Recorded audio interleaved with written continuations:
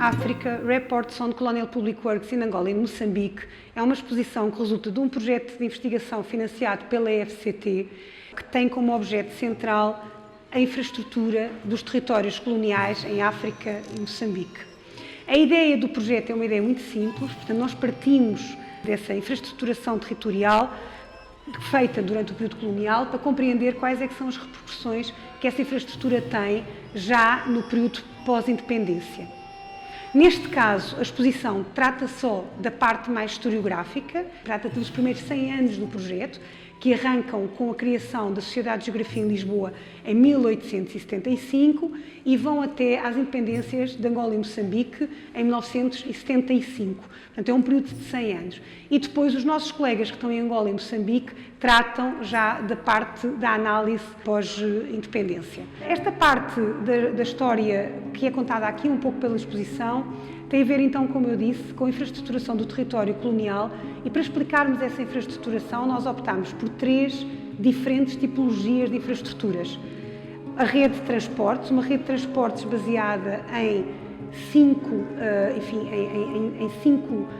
elementos diferentes: os portos, as ferrovias, as estradas, naturalmente, aquilo que os engenheiros chamam obras de arte, que são as pontes, os viadutos, os pontões, e finalmente os aeroportos, que estão na parte final, os assentamentos humanos ligados à exploração das riquezas coloniais, quer as riquezas minerais, quer as riquezas agrícolas, e finalmente aquilo que é o último esforço do projeto colonial, que é a produção de energia hidroelétrica para alimentar a infraestrutura mais industrial do final da colonização portuguesa.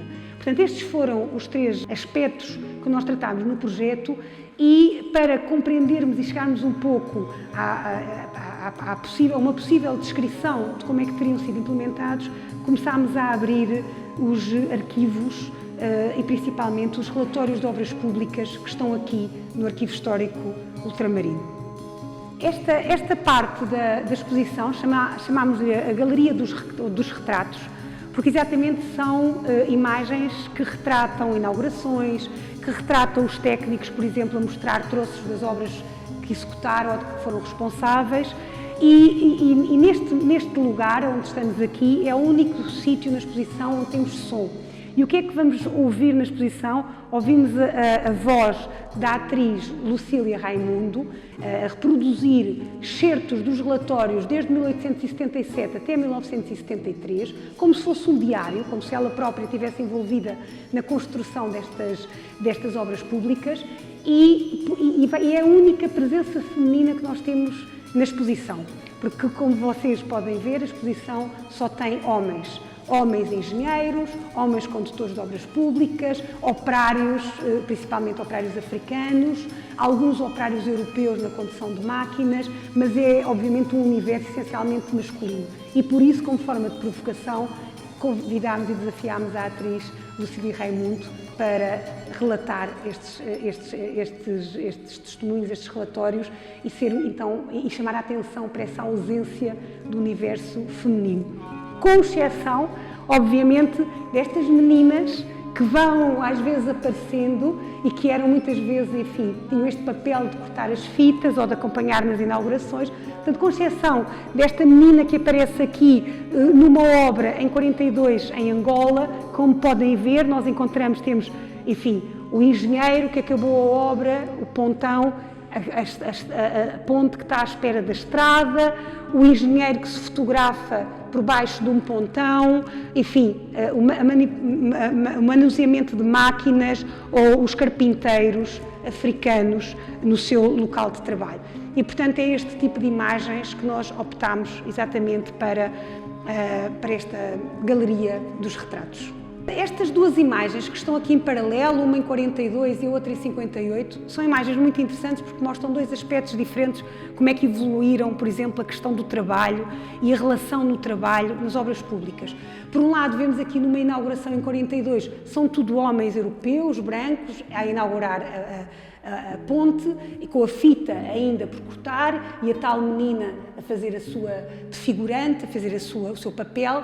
Em cima temos uma equipa, já em 58, dos caminhos de ferro de Luanda, e todas as posições da obra estão representados, desde dos engenheiros aos aprendizes, aos técnicos mais habilitados, normalmente que seriam europeus, e até a toda a força laboral está aqui representada também com os trabalhadores africanos. Isto representa, obviamente, uma alteração muito grande naquilo que é a organização e a hierarquia do trabalho numa obra deste género. Esta exposição também não está organizada cronologicamente, mas por temáticas. Aqui estamos nas ferrovias. Encontramos, por exemplo, o que é a representação de um trabalhador africano em Moçambique, neste caso, estamos a falar na brigada que construiu a caminho de ferro de Tete.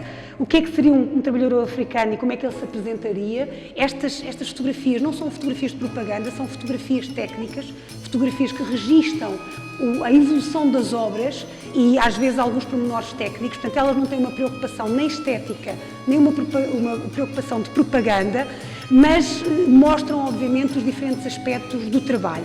Aqui, um bocadinho mais atrás, vemos a fotografia mais antiga da exposição, que é de 1894, o que significa que estes engenheiros que elaboravam estes relatórios, desde muito cedo, ou seja, desde o final do século XIX, que registam estas obras usando a fotografia como uma forma exatamente de registro das várias fases que a obra vai atravessando.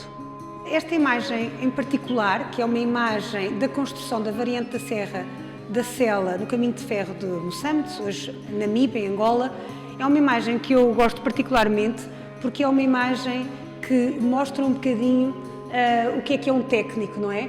Nós olhamos esta paisagem incrível desta região de Angola, seríamos tentados, obviamente, a focar-nos aqui e, no entanto, o engenheiro está a olhar para um detalhe, um pormenor qualquer que lhe chamou a atenção e está de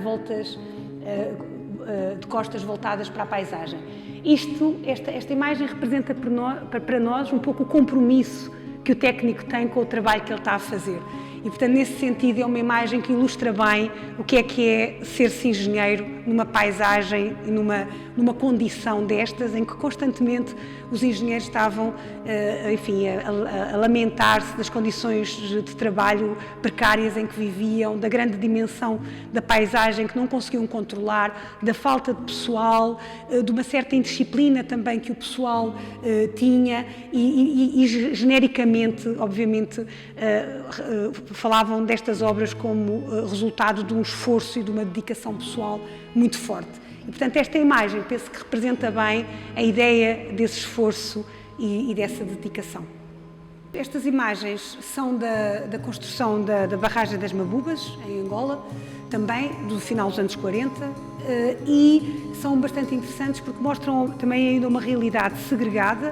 Portanto, o que vemos aqui em cima são os bairros desenhados e construídos para os trabalhadores europeus e em baixo o que vamos ver são os bairros onde viviam os trabalhadores africanos. E nós, apesar das imagens, quando olhamos pela primeira vista para o bairro, chamado bairro indígena, parece-nos um bairro tradicional. Ele não é tradicional, é um bairro implantado sobre uma retícula, portanto percebemos que não é, a matriz não é africana, portanto a implantação do bairro é uma implantação europeia, digamos assim. As casas, sim, são construídas à maneira africana e com os materiais africanos. E, portanto, vemos aqui duas imagens, exatamente uma faceta dessa segregação e um pouco também como é que se iam solucionando as questões do alojamento para as populações locais. Fizemos esta seleção de imagens, são 114 imagens, a partir de 64 relatórios que tinham fotografias, portanto foram escolhidos relatórios que tinham fotografias. Mas aqui deixámos as 1300 imagens que esses relatórios tinham.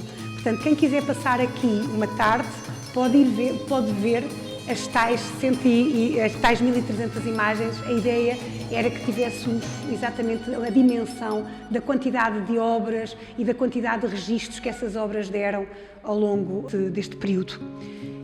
Estas imagens tiradas em 1901, enfim, num relatório de uma estrada no norte da província de Angola, que era até uma estrada relativamente pequena para a dimensão do território angolano, são extremamente interessantes porque as pessoas normalmente pensam, quando pensam em infraestruturas coloniais, pensam em grandes obras de engenharia, em betão, enfim, nas pontes, por exemplo, que o engenheiro Edgar Cardoso, que é mais conhecido entre todos, desenhou e construiu, e não pensam que a colonização é feita exatamente de pequenos gestos e por vezes até de obras muito precárias, como estas pontes de madeira do princípio do século XX.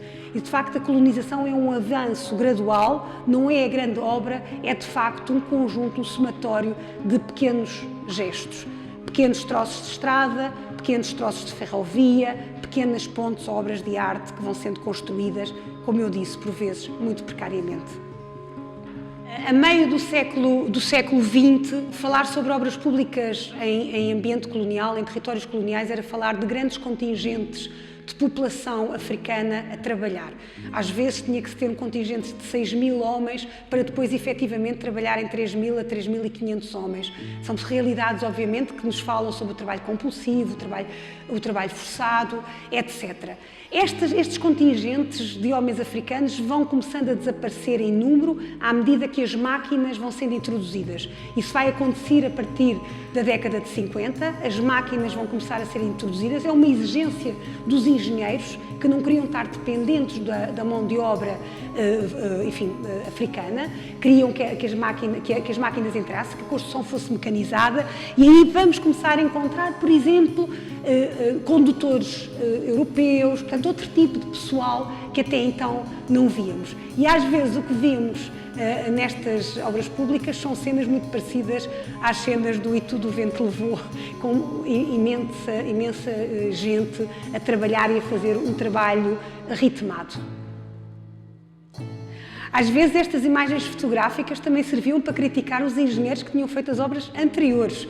E, por exemplo, aqui esta imagem é uma imagem de um desastre, provavelmente encenado em 1915, para mostrar como os aterros desta estrada tinham sido mal executados. E, por isso, no meio do sertão africano, um desastre deu-se.